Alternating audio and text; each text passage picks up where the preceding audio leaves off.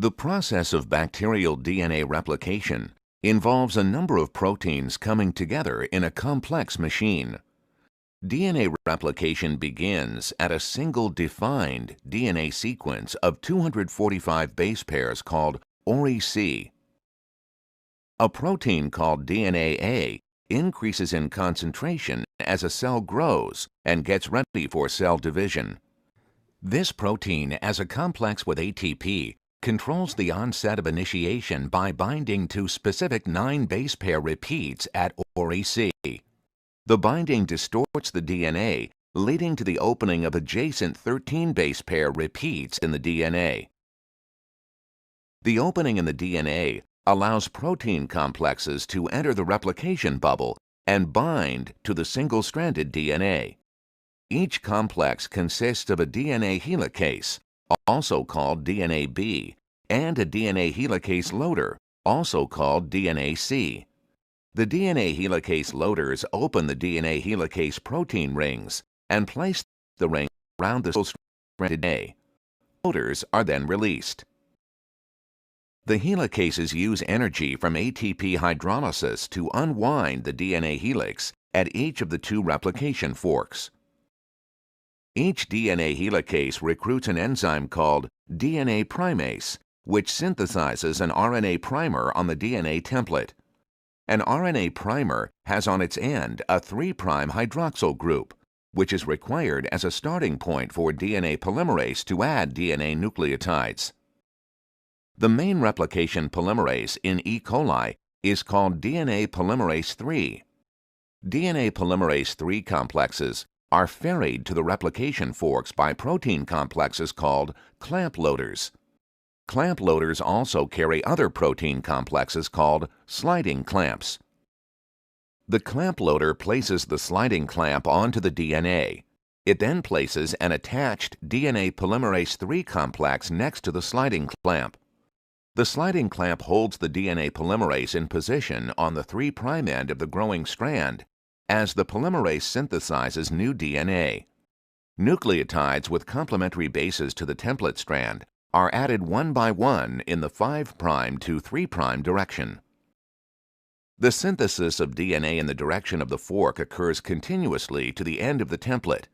This new strand is called the leading strand. In contrast, the other new strand, called the lagging strand, is built in fragments called Okazaki fragments. A simplified diagram shows the key differences in the leading and lagging strands. Note that the template strands are anti-parallel, with their 3' and 5' ends oriented in opposite directions. Because DNA polymerase can add nucleotides only in the 5' to 3' direction, the leading strand grows continuously in the direction of the replication fork, but the lagging strand can grow only in short segments as the parental DNA molecule unzips. Many proteins participate in DNA replication, including those called single-strand DNA binding proteins, which quickly coat exposed single-stranded regions of DNA and protect the single-stranded DNA from attack by nucleases. Although single-stranded DNA binding proteins are present throughout replication, for simplicity, we will omit them in the rest of the process. DNA replication continues as the DNA polymerase on the lagging strand meets the 5' end of the next primer, causing the polymerase and the sliding clamp to disengage. After DNA helicase has moved approximately 1,000 bases, a second RNA primer is synthesized at the fork. The sliding clamp loader adds a new sliding clamp to the primer, and then adds the DNA polymerase to begin synthesis on a new Okazaki fragment.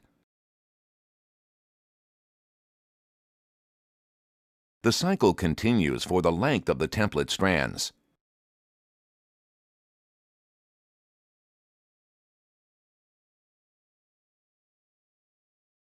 Note that the lagging strand now consists of Okazaki fragments with a segment of RNA at one end. The RNA is cleaved by an enzyme called RNase H.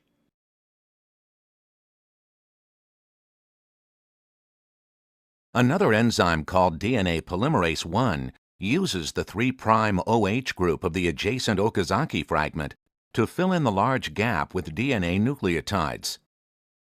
Finally, an enzyme called DNA ligase closes the remaining nicks on the DNA, leaving a continuous DNA molecule. In this way, an E. coli chromosome is replicated at 2 replication forks, all the way around the circular molecule.